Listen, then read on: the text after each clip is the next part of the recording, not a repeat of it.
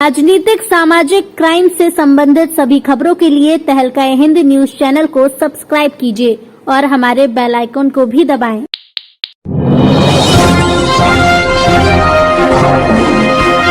फर्रुखाबाद जनपद की सुरक्षित कायमगंज विधानसभा क्षेत्र से कांग्रेस प्रत्याशी शकुंतला जी के लिए कांग्रेस के वरिष्ठ नेता पूर्व केंद्रीय विदेश मंत्री सलमान खुर्शीद व महाराष्ट्र सरकार के शिक्षा मंत्री वर्षा गहलोत ने जनसंपर्क कर वोट मांगे। सलमान खुर्शीद ने कंपिल क्षेत्र का तूफानी दौरा कर ग्राम कटिया पहुंचकर जनसभा को संबोधित किया। इस मौके पर खुर्शीद ने कांग्रेस प्रत्याशी शकुंतला जी के लिए वोट मांगते हुए कहा कि हमारी पार्टी और हम लोग दिलों को जोड़ने का कार्य करते हैं, दिलों को तोड़ने का काम नहीं करते। इसके बाद सलमान खुर्शीद का काफिला शमशाबाद नगर के इमली दरवाजा स्थित सहनाई गेस्ट हाउस पहुंचा, जहां पर लोगों ने पुष्प वर्षा कर फूल माला पहनाकर उनका जोरदार स्वागत किया। कांग्रेसी कार्यकर्ताओं की भारी भीड़ देखकर पूर्व विदेश मंत्री सलमान खुर्शीद गदगद दिखाई दिए। सलमान खुर्शीद शमशाबाद नगर के मुख्य मार्गों और नगर में घूम घूम कर वोट मांगते हुए जनसंपर्क करते हुए नगर के मोहल्ला गढ़ी में स्थित जमीयत उलेमा हिंद के उत्तर प्रदेश मध्य के महासचिव जफर अहमद कामसी के मदरसे पहुंचे, जहां पर खुर्शीद ने कांग्रेसी नेताओं ने संबोधित किया। इस मौके पर कांग्रेस प्रत्याशी शकुंतला जी व कांग्रेस जिलाध्यक्ष मनोज गंगवार, कांग्रेस नगर अध्यक्ष डॉक्टर आर.डी. अंसारी, श्रीकृष्ण गौतम, बशीर उल रहमान उर्फ भैया खान, हसीन खान, रईस खान, सभासद गुलजार खान आदि लोग मौजूद रहे।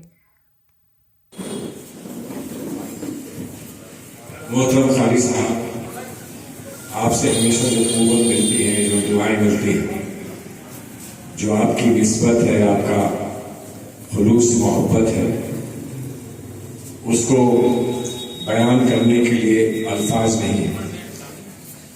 आज वैसे भी मौका लंबी गुफ्तगू का नहीं, आज मौका सिर्फ अपने जज्बे को मजबूत करने का है, एक अहद करने का है।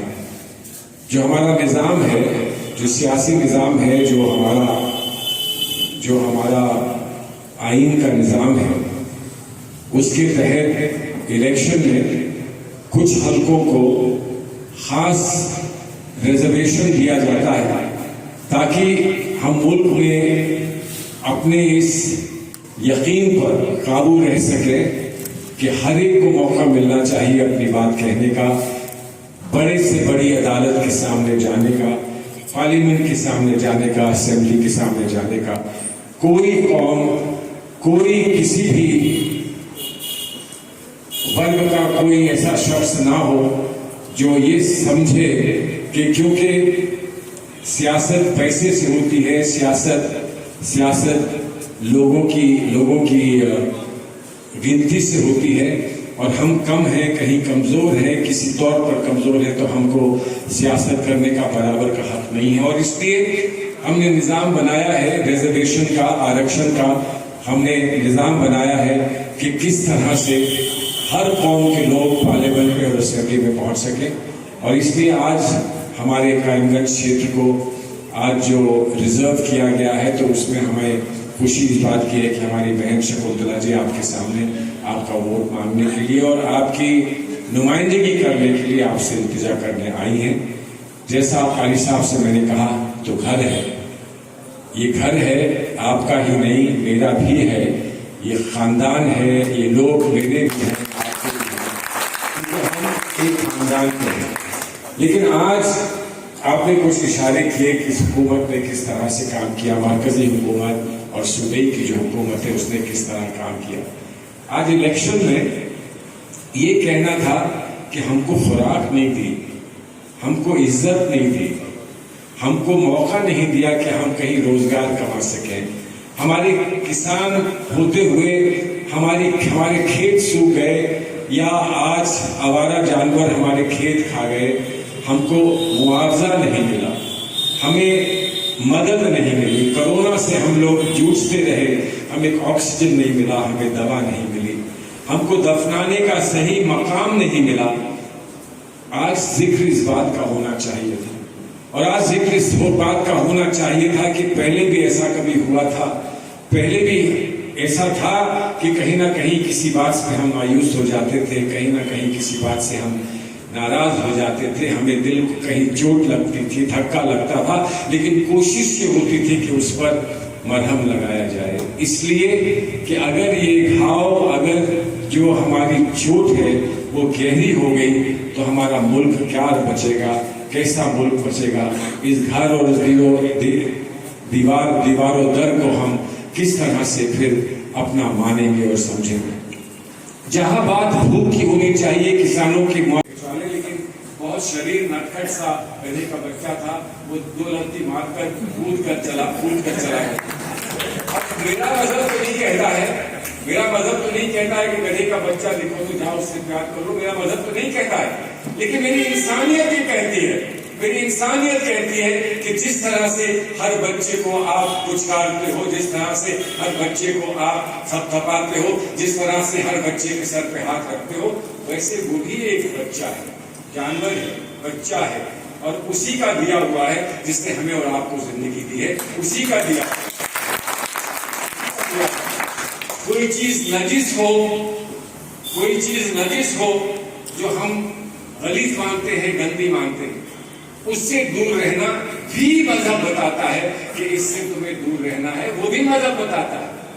अब उस मजहब में आप दखल अंदाजी करेंगे तो दखल अंदाजी करके आप मजहब को बदल नहीं सकते, और अगर बदल भी सकते हो तो हमारा आईन कहता है कि उसमें दखल अंदाजी आप नहीं करेंगे।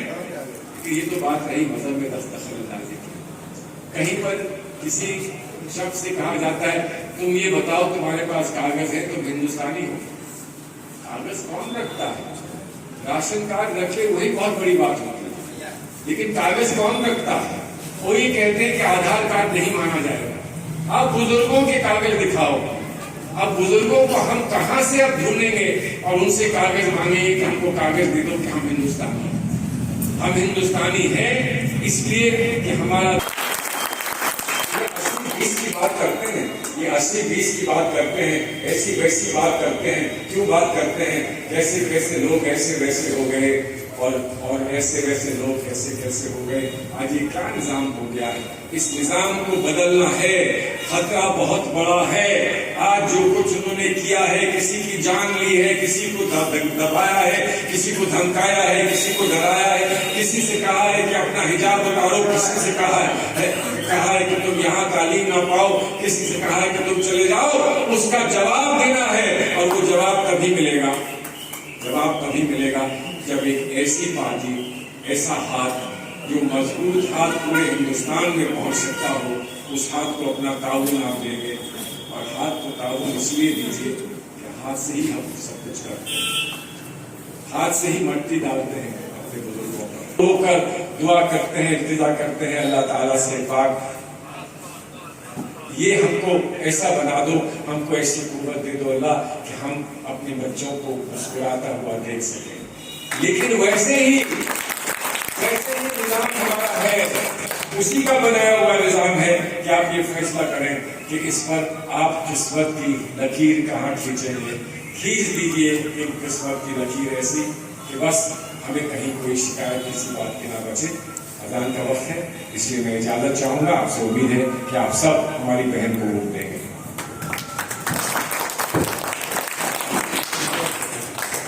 हमारे बीच में माननीय हमारे बड़े भाई सलमान खुर्शीद साहब और हमारी श्रीमती बहन वर्षा गायकवाड़ और माननीय जिला अध्यक्ष मनोज गंगवार जी और हमारे बड़े भाई श्री कृष्ण गौतम जी और हमारे बहुत ही सम्मानीय माननीय मुफ्ती जफर साहब, सभी का तहे दिल से इस्तकबाल करती हूँ। और मेरे नौजवान भाई और बुजुर्गों सभी का तहे दिल से एहतराम करती हूँ, क्योंकि आपने मुझे बहुत सम्मान दिया है। मैं आप लोगों के बीच में हमेशा रही हूँ और रहूंगी। आपका विश्वास आप पे हमेशा बना रहे, यही मैं कामना करती हूँ। तो मेरे भाइयों, बाकी कुछ कहने को नहीं रहा है, हमारे बड़े भाई और हमारी बहन सब कुछ कह चुकी हूँ। मैं बस आपसे एक ही गुजारिश करती हूँ कि आप हाथ के पंजे पे मोहर लगाएं, 20 तारीख को अपना एक वोट डालकर भारी बहुमत से मुझे विजयी बनाएं, ताकि मैं आपके बीच में आके और आपका ख्याल रख सकूं, आपके विकास के लिए कर सकूं, आपके बच्चों का जो गई है, 2 साल से बच्चे घरों में बैठे हैं, रोजगार के लिए नौजवान तड़प रहे हैं। मैं यही गुजारिश करूंगी आप लोगों से कि मुझे वोट देकर विजयी बनाए। इसी के साथ मैं अपनी वाणी को विराम देती हूँ। तो वो यहाँ तशरीफ लाए, बहुत अच्छा लगा। मैं बहुत ज्यादा कुछ ना कहना चाहता हूँ, मैं तो एक ही बात आपसे कहता हूँ, आप जानते हैं 5 साल ये जो अहंकारी सरकार थी जिसने जनता के साथ अत्याचार किया, दमन करने का काम किया, और बाबा जी अभी भी कह रहे हैं कि उनके बिल्डोजर खड़े हुए हैं। तो बिल्डोजर तो खड़े रहेंगे लेकिन चलाने वाले जरूर बदल जाएंगे। 5 साल तक इस प्रदेश में आपकी आवाज को अगर किसी ने उठाया और आपकी आवाज को ताकत दी, जनता के लिए अगर कोई नेता लड़ा, कोई पार्टी लड़ी, तो हम ये कह सकते हैं कि वो कांग्रेस पार्टी की उत्तर प्रदेश इंचार्ज के लिए, जिसको जो है अर्थी को जलाने का भी मौका उसके घर वालों को नहीं दिया गया, तो कांग्रेस पार्टी के लीडर प्रियंका गांधी जी और माननीय राहुल गांधी जी ने सड़कों पर उतर करके उस मजलूम लड़की की आवाज को उठाने के लिए इसी पुलिस की लाठियां खाई। तो संघर्ष तो 5 साल कांग्रेस पार्टी ने किया है, और संघर्ष की ये बात ऐसी है कि किसी में इस तरह के लोगों से लड़ने का दम भी नहीं है, जो बहुत खतरनाक अजर किसी तकरीर पे और आपसे बहुत कुछ कहे हुए भाई जनाब सलमान खुर्शीद साहब से तशरीफ लाए, और यहाँ जो लोग मौजूद हैं और जाकर आपका खेत ना चुग ले, वहाँ जहाँ बच्चों को रोजगार देने के लिए और जिस तरह से इम्तिहानों में बार बार घोटाले होते हैं और इम्तिहान कैंसिल किए जाते हैं और 4-4, 5-5 साल नौजवान रोजगार नहीं पाते, नौकरी नहीं पाते, सिलेक्शन नहीं हो पाता, उसकी बात होनी चाहिए थी। जहां ये बात होनी चाहिए थी कि तालीम में कहीं कमी है तो उसको पूरा कैसे करेंगे, पानी और खुराक की कमी है तो उसको पूरा कैसे करेंगे, जहां ये बात होनी चाहिए तो वहां बात क्या हो रही है? वहां बात क्या हो रही है कि हिजाब पहनने का हक है कि नहीं है। हुकूमत इस बात को तय करने के लिए सुप्रीम कोर्ट के सामने जाकर सुप्रीम कोर्ट से इजाजत लेकर जो करती, तो हम कम से कम ये तो कह सकते थे कि हमें अपनी बात कहने का एक हमको मौका मिला है। हम समझाते कि हिजाब क्या होता है, हम ये समझाते कि हमारे मजहब में क्या हमारे हक है, हुकूक है, और क्या हम पर ये ताकीद हमसे की गई है कि तुम्हें अपनी जिंदगी को इस तरह से जीना है। हम ये भी समझाते कि सुन्नत क्या होती है, सुन्नत क्या होती है। हिंदू को समझाने में कोई मुश्किल नहीं है। भगवान राम के पद चिन्हों पे चलने वाले, मर्यादा राम के पद चिन्हों पे चलने वाले, उनकी कही हुई बात को मानने वाले, वो कहीं मजहब में नहीं है, कहीं हिंदू धर्म में नहीं लिखा है, लेकिन उसकी हम इज्जत करते हैं, एहतराम करते हैं। हम हिंदू हो, मुसलमान हो, सिख हो, ईसाई हो, हम ये मानते हैं कि इनकी तहजीब है, तहजीब का ताल्लुक ईमान से है, आस्था से है, और हम तहजीब का एहतराम करते हैं। सुप्रीम कोर्ट भी तहजीब का एहतराम करता है। और फिर लोग बहस में पड़ जाते हैं कि अगर हिजाब पहनना है तो लोगों को आप उनके हुकूक हैं, उन लड़कियों को कम से कम तालीम से महरूम ना करें। तो तालीम का और हिजाब का कोई कंपटीशन नहीं है। हिजाब पहनकर भी उससे अच्छी तालीम मिल सकती है और अच्छी तालीम हम हासिल कर सकते हैं। हिजाब पहनकर हम अपनी किरदार को और रुझान दे सकते हैं। और अगर हिजाब से किसी को मसला है तो घूंघट से क्यों नहीं है, वो हमारी टोपी से क्यों नहीं है, वो दाढ़ी से क्यों नहीं है? दाढ़ी से इसलिए नहीं है कि मोदी साहब की दाढ़ी है, इसलिए दाढ़ी से नहीं कोई शिकायत। साहब की दाढ़ी है, सुन्नत है, मेरी दाढ़ी नहीं है, कभी मौका आता है जिंदगी में, इंसान पर कोई असर ऐसा पड़ता है कि वो ये सोचता है कि नहीं, अब हर पड़ाव को छोड़कर अब मेरे सामने सिर्फ एक ही पड़ाव है, वो अल्लाह ताला की गोद में मुझे पहुंच जाना है और अल्लाह ताला की शरण में मुझे जाना है। जो लोग दाढ़ी रखते हैं, दाढ़ी कोई किसी के साथ कोई बदसलूकी का कोई काम नहीं है, घूंघट किसी के साथ कोई बदहुमती का या बदसलूकी का काम नहीं है। घूंघट लोग पहनते हैं कि वो इज्जत और आबरू से अपना रिश्ता बनाए रखना चाहते हैं, अपनी इज्जत और आबरू नहीं, बल्कि करके दिखाया कि हम 40% भागीदारी दे रहे हैं। उसको आप तक पहुंचाना, उस बात को आपके सामने रखना और आपसे गुजारिश करना कि इस पर आप गौर करें। किसानों के कर्जे पहले माफ हुए, अब फिर माफ होंगे, इस बात को उन्होंने प्रतिज्ञा कहकर आपके सामने रखा है, सिर्फ वायदे कहकर नहीं आपके सामने रखा है। जो बिजली के बिल हैं वो आधे हो जाए। कोरोना से जो लोग मुब्तला रहे, कोरोना की वजह से जिन लोगों को बहुत बड़ा नुकसान हुआ, जान माल का नुकसान हुआ, उनको हम क्या राहत पहुंचा सकते हैं, इस पर उन्होंने कुछ तजावीज रखी हैं।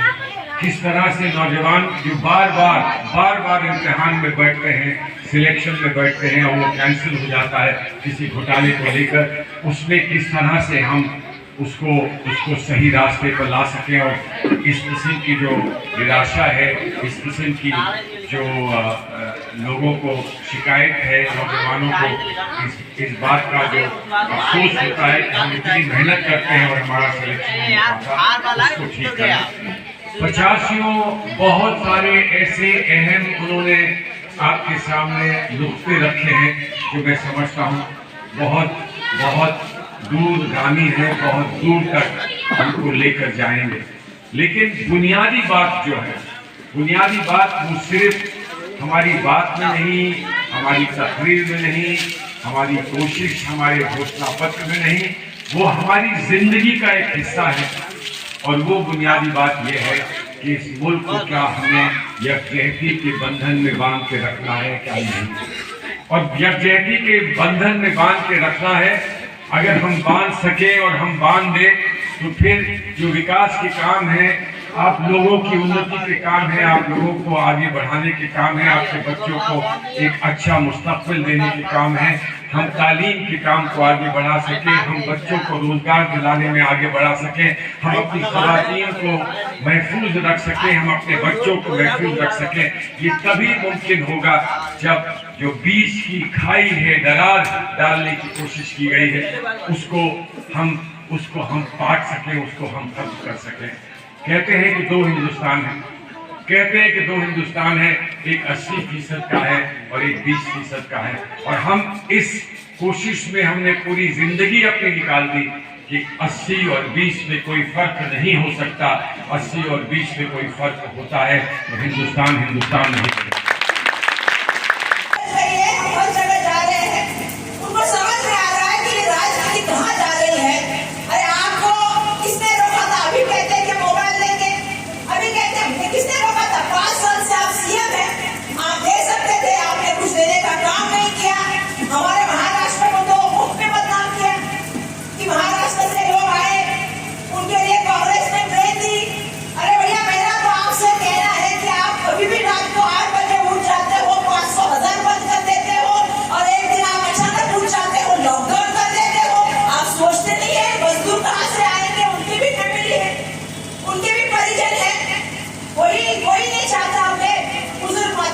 छोड़ के जाना, कोई ये नहीं चाहता अपनी जवान बहन को छोड़ के जाए, अपनी पत्नी को छोड़ के जाए, लेकिन जाते क्यों है? क्योंकि उनके पेट का सवाल होता है, घर को संभालने का सवाल होता है, इसी में लोग भाग जाते हैं।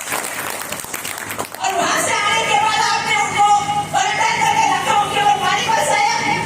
अरे लोग हमारे यहाँ के अभी कह रहे हैं कि आप जाइएंगे ताई तो उनको बोल दीजिएगा कि हम जब श्रमिक लोग हैं, हम ही मेहनत करते हैं, उत्तर प्रदेश की जनता से मेरा आह्वान है यहाँ से, अरे यहाँ पे रोजगार बना दीजिए तो लोग मुंबई नहीं जाएंगे, गुजरात नहीं जाएंगे, तो उद्योग कहाँ है? आपने तो 2 करोड़ रुपया वादा किया था, ना उद्योग दे पाए, ना महंगाई का कार्य कर पाए, ना आपको बताया कि बढ़िया अत्याचार कम कर पाए।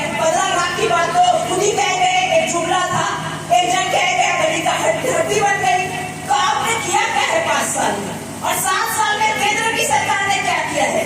आधार को नाम रखते थे, अब हर योजना आधार के साथ जोड़ देते हैं। मनरेगा को नाम रखते थे, अब मनरेगा अच्छी लगने लगी है।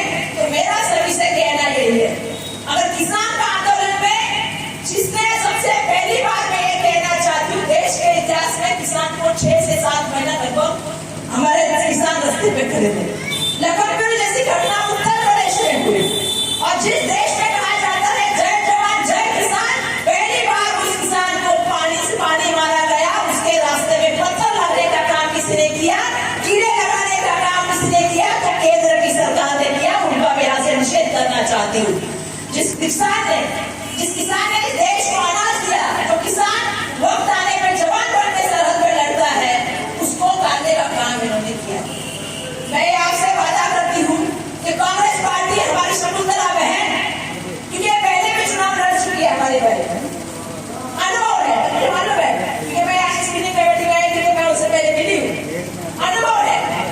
किसान के लिए आवाज उठाने का काम अगर कोई करेगा, यहाँ के सवालों को काम कोई करेगा, तो हमारी बहन शकुंतला बहन करेगी। ये यहाँ से वादा, और मैं आप सभी से कह रही हूँ, जो हमने वादा किया है कि किसानों का कर्जा माफ करेंगे, क्योंकि जहाँ जहाँ हमारी सरकार बनी, चाहे वो मध्य प्रदेश में बनी, चाहे वो महाराष्ट्र में बनी, चाहे वो छत्तीसगढ़ में बनी, राजस्थान में बनी, सबसे पहला निर्णय अगर कैबिनेट में कोई लिया गया तो किसान कर्जा माफ करने का निर्णय लिया गया। ये कांग्रेस की देन है। तो मेरा आप सभी से आग्रह है, आप सभी से नम्रता पूर्व आह्वान है कि ये राजनीति जो अभी आप सबको दिख रहा है कि जितनी दिन ब दिन नीचे जा रही है, इसको ध्यान में देते हुए बुनियादी सवाल, हमारे बच्चों के भविष्य के सवाल और उनको लेकर चलने वाली कांग्रेस पार्टी, आप कांग्रेस पार्टी के हाथ मजबूत कीजिए, सलमान भाई के हाथ मजबूत कीजिए और अपना भारी मोहब्बत वोट हमारी बहन शकुंतला देवी जी को दीजिए। यही मैं यहाँ से आप सभी के लिए आह्वान करने के लिए आई हूँ, विनती करने के लिए आई हूँ। एक बहन दूसरे बहन के लिए विनती कर रही है, मैं विनती करूंगी सभी माता बहनों का आशीर्वाद उनको मिले, और मैं हर जगह यही कहते हैं शकुंतला जी के, बहन की इज्जत रखना भाई का फर्ज नहीं, भाई की इज्जत बढ़ाने वाला काम है। तो भाई बन के हमारी बहन की इज्जत रखिएगा और उनको अपना आशीर्वाद दीजिएगा। लिखना है मैं यहाँ से कहती हूँ। आप सबका बहुत बहुत धन्यवाद। राजनीतिक सामाजिक क्राइम से संबंधित सभी खबरों के लिए तहलका हिंद न्यूज चैनल को सब्सक्राइब कीजिए और हमारे बेल आइकन को भी दबाएं।